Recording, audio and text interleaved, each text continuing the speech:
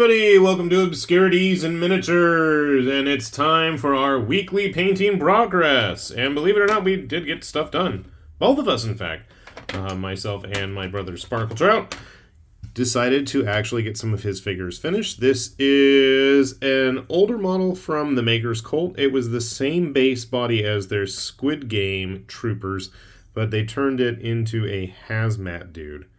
And if there's one thing I know Sparkle Trout likes, much like myself with lizards and things with too many limbs, guys in junky tech and hazmat gear are Sparkle Trout's kryptonite.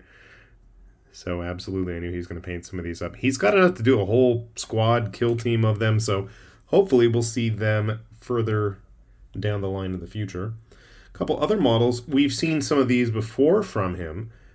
These are some of Papsicle's explorer astronauts who look vaguely familiar. Nudge, nudge, wink, wink. I know we've shown off a couple of the trooper types, but this is one of the explorer versions. I love how he did that yellow. It came out really nice. I think from a distance especially, the kind of highlighting on the helmet really helps it pop. So here we have the yellow astronaut and the blue astronaut. And slowly but surely we will have the entire crew of the Nostromo. I think he's probably got enough of these guys as well to do an entire squad.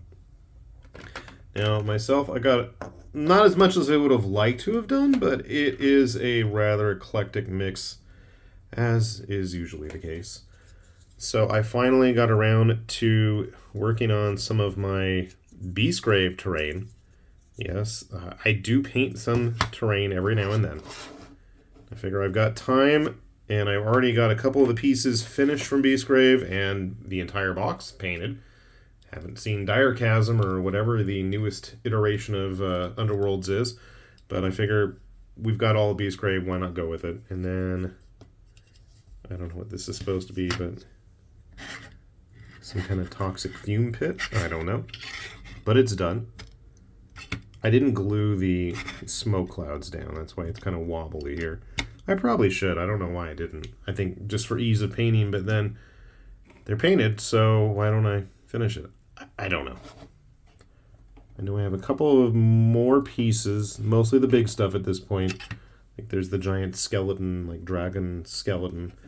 We gotta get that done. And then just a random piece from, what is it? Print Your Monsters. One of their terrain essentials. Originally I was gonna do it in purple. Maybe I still should. It just looks like a Christmas tree in green, but it's supposed to be some kind of spiky alien terrain. Alright, what else we do? I did work on more Kingdom Death stuff. I didn't finish anything, but I did work on it. I finally got this guy done. This is one of the Dragonborn things from Artisan Guild. It's like their big boss one. Except I made him larger. Either 120, 110, 125. I don't remember how much bigger, but he's on a 40mm base, and he kind of extends over it in every direction possible. I don't know how big I made him now. I like this model, but one thing I wish is that the cape was a separate piece, because trying to paint underneath those when they have them designed like that is really, really annoying. Trying to get a paintbrush in there to paint the backs of the armor on the legs. I did it. I didn't do it good, but I did do it. I also did a sloppy job on the face. But what else is new, right?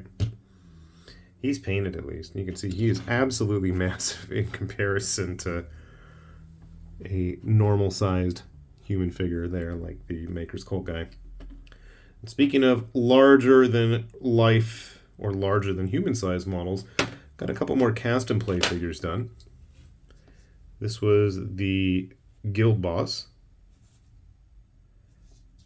Very simple paint job. I did an awful job on his face. I don't care. from a distance, he looks all right. I mean, he's almost as tall as our Dragonborn champion there. And he is supposed to be that big. I mean, I got another cast and play model handy. I mean, he's supposed to be like a giant man among men, I guess. Maybe he's like a Goliath or something. Maybe I should have painted him up with blue skin. I don't know. But speaking of blue skin, I went ahead and from the very same release, this is the Dragonborn Barbarian that was part of the Adventurers Guild that cast and play did. I didn't touch up his base. Whoops. I don't usually do Dragonborn in blue. This guy did not alter the size on either. He's just that large. They're both on 32mm bases, but you can see here he's quite a big guy. All right, not the best paint job or visual job of showing you, but this is some kind of a guard unit from Comet Lord. Comet Lord continues to put out stuff that I like. And I continue to be backlogged and haven't shown half of it.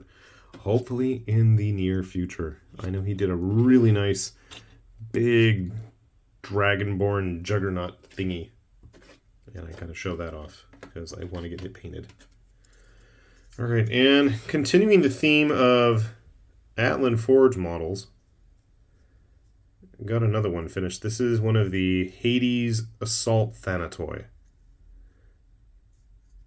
So I'm assuming they're more like Black Legion, but I painted him in red just because I wanted to see what he would look like. I love that claw. I'm going to probably print a couple more, go dual claw. Maybe do one in black.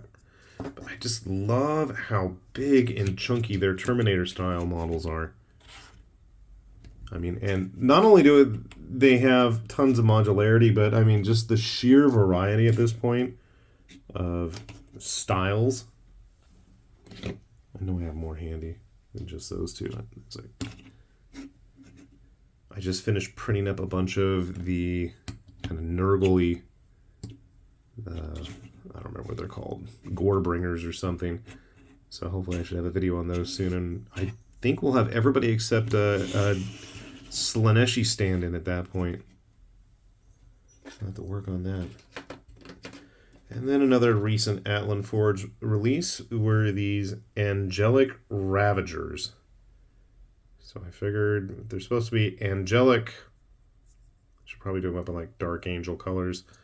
But they're like Ravager, Reaver types, so I don't know why I didn't his stuff in gold. I was going to go with all silver and stuff, but I didn't do the greatest job on the eyes either. I feel like I should probably go back and do a little bit of touch-up, some black line underneath that to better accentuate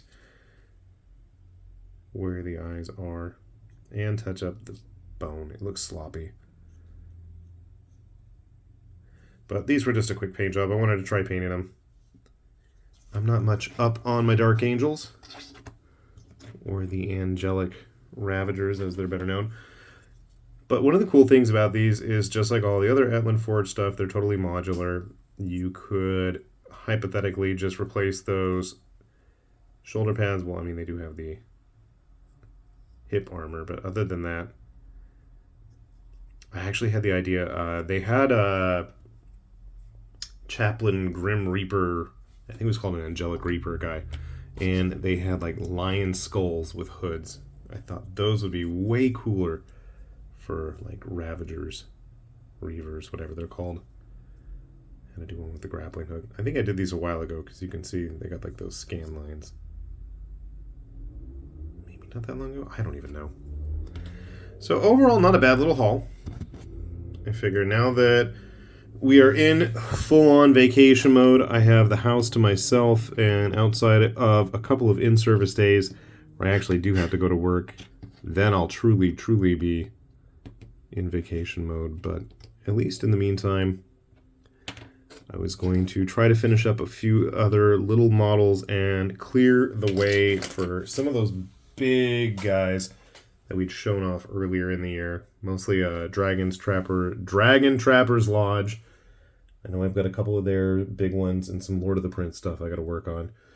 So I will hopefully be showing some of those off in the near future. And as always, if you guys are interested in tracking any of this stuff down yourself, we will have those links below, as well as a link to our Patreon page where your generosity is always appreciated.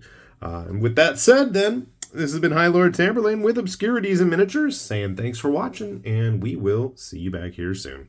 Bye-bye.